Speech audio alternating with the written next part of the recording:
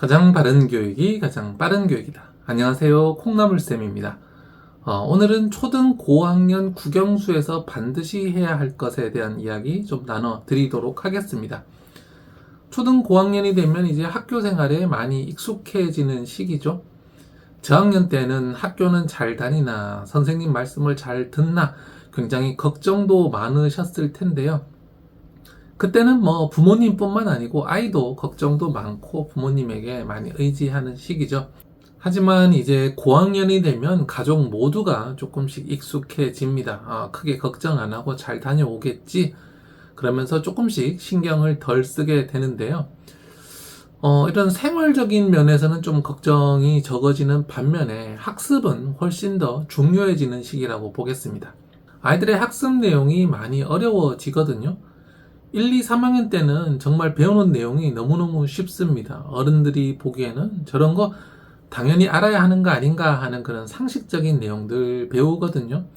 그래서 수업을 듣기만 해도 잘 알 수 있는 그런 내용이라고 하면 4, 5, 6학년 때 배우는 것은 조금 더 어려워집니다. 그래서 고학년, 5, 6학년 내용은 부모님이 보시기에도 잘 모르는 내용이 있기도 하고요.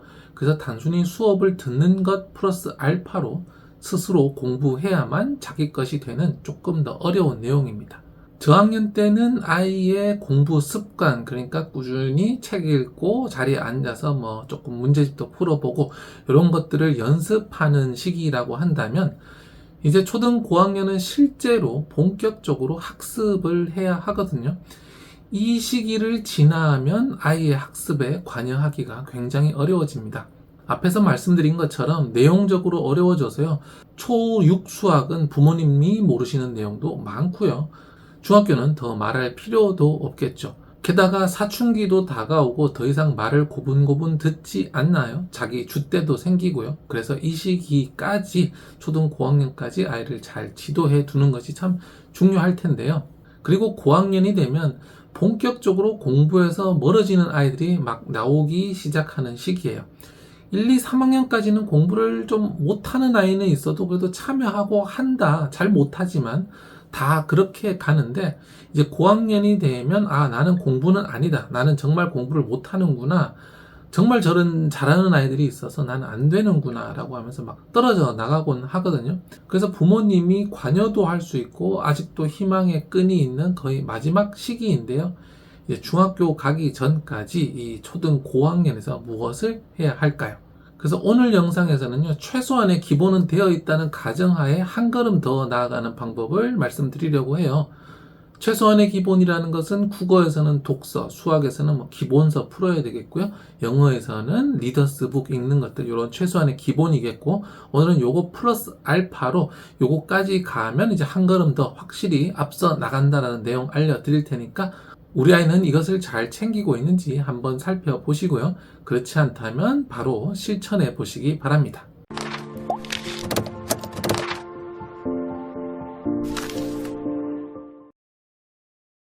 네, 초등 고학년이 한 걸음 더 나아가기 위한 공부 처음은 이제 국어인데요. 국어에서는 바로 비문학 독서를 해야 되겠습니다. 비문학 독서란 소설이나 동화같이 지어낸 픽션, 문학이 아니라 사회과학 분야의 다양한 지식들을 담아놓은 논픽션들 있죠. 그런 지식책 읽는 것을 비문학 독서라고 하겠습니다. 초등 저학년 때는요, 문학 독서 위주로 하고요. 그리고 실제로 그렇게 하는 것이 맞습니다.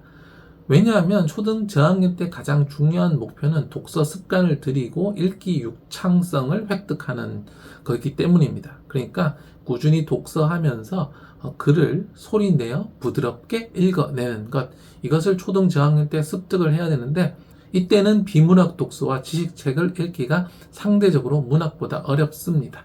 그렇기 때문에 초등 저학년까지는 문학 위주의 독서를 하고요. 비문학은 부모님이 읽어주시거나 함께 읽는 식으로 조금 더 나아갈 수 있어요. 초등 저학년 때 아직 독서 습관이 잡히지 않았는데, 그리고 읽기 유창성이, 그러니까 말하듯이 읽는 능력이 아직 부족한데 지식책을 읽으면 어떤 어려움이 있는가 설명을 드릴게요. 예를 들어서 우리 머릿속에 정신적 에너지가 100이 있다고 한번 생각해 보겠습니다. 그러면 이 유창성이 획득되지 않아서 글을 볼 때 더듬더듬 읽는 아이들 있잖아요.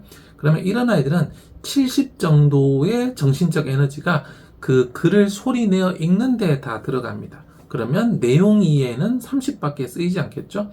그래서 어떤 아이는 80, 90까지 읽는데 쓰이고 내용 이해에 10, 20밖에 쓰지 못하고 있겠습니다. 그러면 이 30 혹은 이 20의 정신적 에너지를 가지고는 내용을 이해하기가 어렵다라는 거죠.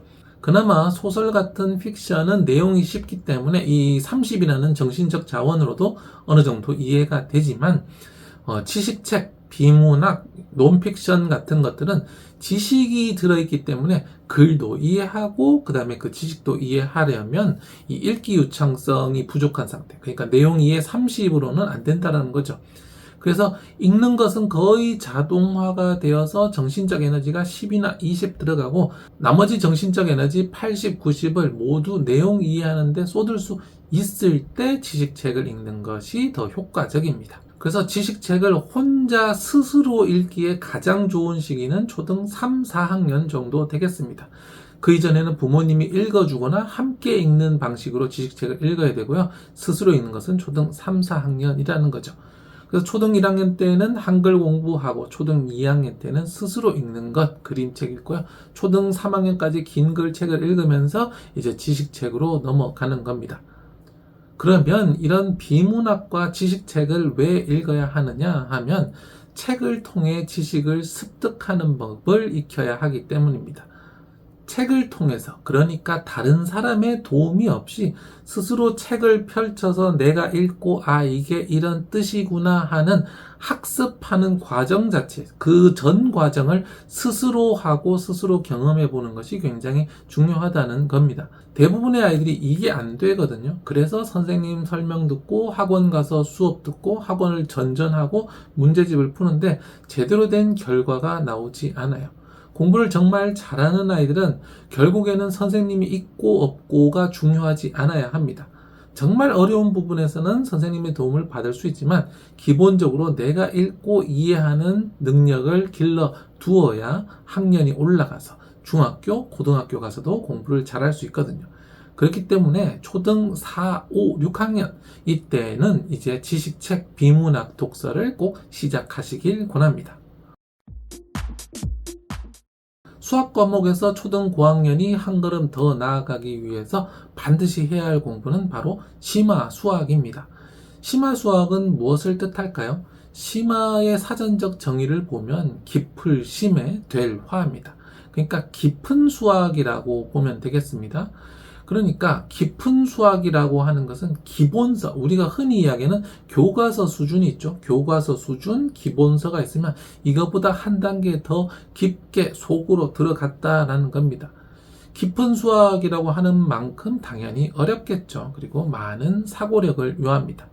그런데 이 어렵다, 이 많은 사고력을 요구한다라는 것이 수학을 공부하는 본질적인 목적과 딱 맞닿아 있습니다. 수학을 왜 배우냐? 그냥 수학 문제를 풀고 숫자를 구하는 것이 목적이 아닙니다. 수학에서 정말 요구하는 것은 수학적 사고력이거든요. 왜 이 나라에서 모든 학생에게 수학을 가르치냐? 사람에게는 수학적 사고력이 필요하기 때문에 모든 학생에게 가르치는 겁니다. 그래서 모든 학생이 수학적 사고를 길러야 되고, 그리고 수학적 사고력을 길러야 중학교, 고등학교 더 어려운 수학을 공부할 수 있게 되는 겁니다. 단순히 어릴 때부터 점수 쌓기식의 공부를 하면 그 수준이 낮아서 학년이 올라갈수록 그 수학을 배우기가 어려워지거든요.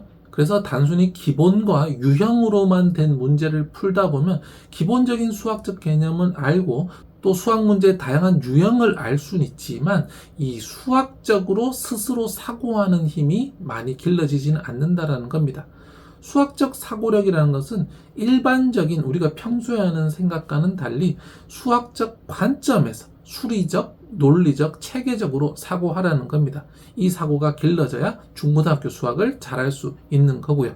수능 수학을 보면 킬러 문항, 준 킬러 문항 이렇게 되어 있거든요. 이런 문제들이 바로 심화 문제다라고 보면 되겠습니다. 기본적인 연산 능력, 그 다음에 개념에 대한 지식, 유행에 대한 숙련으로는요, 이런 킬러 문항들을 풀어낼 수가 없습니다. 이런 문제를 풀기 위해서는 아이가 스스로 수학적으로 생각할 수 있어야 하는데 그게 바로 수학적 사고력이라는 거죠. 그런데 이 깊게 생각하는 힘은 대개 심화 수학을 통해서 길러집니다. 기본서, 유형은 말 그대로 기본적인 거, 조금 어려운 거, 그 다음에 다양한 유형을 훈련하는 거지 아이 스스로 사고하는 훈련으로는 충분하지 않기 때문입니다. 그렇다고 기본과 유형 문제가 수학적 사고력에 전혀 도움이 되지 않는다라는 것은 아닙니다. 당연히 생각을 하면서 풀면은 도움이 되는데요. 아무래도 아이들이 좀 쉽기 때문에 기계적 반복으로 점수를 올리는 식의 공부를 하기가 쉽습니다. 어릴 때는 그냥 연산 문제집 많이 풀고 기본 문제집 풀어보고 유형 문제집 풀어보면 초등학교에서는 100점을 다 맞을 수가 있습니다. 어릴 때는 요 정도 수준으로 충분하거든요. 초등학교 단원평가에서 가장 어렵다는 24번, 25번 문제들도요, 보통 유형 문제집의 한 중간 정도 난이도밖에 안 됩니다. 심화 수준 안 나옵니다. 그렇기 때문에 심화 문제를 모른다고 해서 초등 수학에서는 문제가 생기지 않아요. 게다가 초등 1, 2, 3학년 때는 더더욱 그렇죠. 기본 수준에서만 나오니까요. 연산할 줄 알고 문장 기본적인 거 읽을 줄 알면 다 점수가 나옵니다. 그런데 우리 목적이 초등학교 단원평가 100점이 아니잖아요. 결국은 고등학교 수능 가서 1등급 받을 수 있는 아이로 키우기 위한 건데요. 그렇기 때문에 앞서가는 초등 고학년에게는 심화 수학을 꼭 추천합니다. 이 심화 수학은요, 아무 아이나 할 수는 없습니다. 할 수 있는 아이가 어느 정도 정해져 있습니다. 기본 문제집을 봤을 때 정답률이 최소한 한 80% 정도는 돼야 됩니다. 그러니까 아이가 풀고 있는 기본 문제집 펼쳐보시면서 10문제 중에 한두 문제 정도 틀리는 수준, 3개, 4개 틀린다고 하면 심화로 갈 수 없고 기본 문제집을 조금 더 풀어야 되겠습니다. 70% 수준이면 조금 애매한데요. 오답을 확인하면서 조금 더 채워 주셔야 되겠고요. 또 심화 문제집을 풀려보시면서 심화 문제집에서 정답률이 한 60% 이상 나오는지 봐주셔야 되겠습니다. 심화 문제집의 정답률이 60% 이하다라고 한다면 일단 문제 분량을 좀 많이 줄여주시면서 그 틀리는 한 문제에 포커스를 해두는 것이 중요하겠습니다. 한 문제를 깊게 풀면서 깊게 푸는 것이 심화라고 했죠. 그렇기 때문에 그렇게 해서 심화 능력을 기르고 심화 문제집의 정답률이 70% 이상 넘어갈 때 심화 문제집의 양을 조금씩 늘릴 수 있습니다. 네, 이번에는 영어입니다. 초등 고학년이 앞서가기 위해서 영어에서는 무엇을 해야 할까요? 지금까지 제대로 영어 학습을 하고 계신 분이라면 독해를 중심으로, 리딩을 중심으로 하고 계셨을 겁니다. 매일매일 리더스북 읽고 있어야 되고요. 챕터북으로 넘어가려고 노력하고 또 플러스 리딩 교재도 하고 있을 수 있고요. 이렇게 독서라는 것은 국어에만 해당하는 것이 아니라 영어에도 바로 베이스가 되는 거죠. 이렇게 영어 독서를 매일매일 하고 있다는 전제 하에 그 다음에 꼭 해야 할 것은 바로 영단어 학습입니다.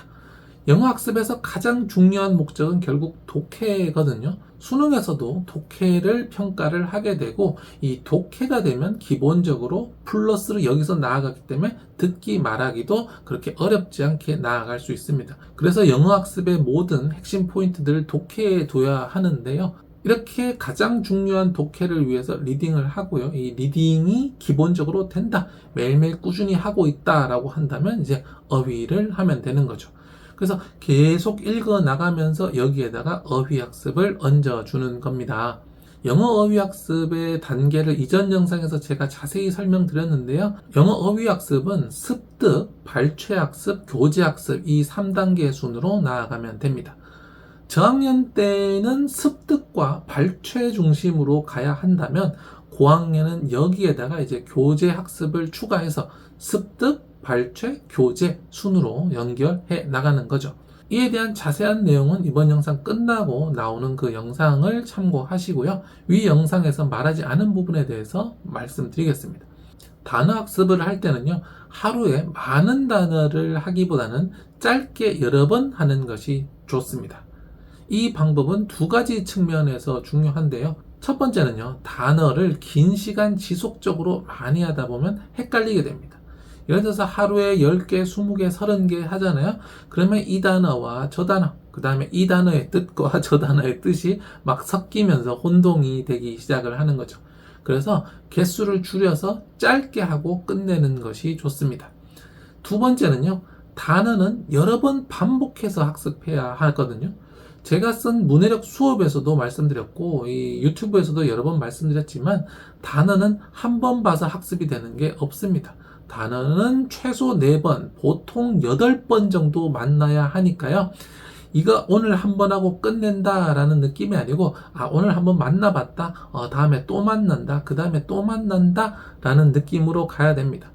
그래서 단어 학습 한번 하고요. 요거 틀렸다라는 것에 너무 신경 쓰실 필요는 없습니다. 그래서 한번 하고 다음에 또 하고 그리고 그것을 리딩해서 다시 만난다라고 생각을 하시면 됩니다. 초등 고학년은 학습에서 굉장히 중요한 갈림길입니다. 저학년 때는 기본을 다지는 시기라면 이제 고학년은 한 걸음 더 치고 나갈 수 있느냐 없느냐를 결정하는 시기거든요. 그래서 국어, 영어, 수학에서 기본적으로 해오던 것 플러스 알파로 한 단계 더 나아가는 거 잊지 마시고요. 아이들과 함께 꼭 실천해 보시기 바랍니다. 매일같이 우리 아이를 위해 최선을 다하는 많은 부모님, 저 콩나물쌤이 응원하겠습니다.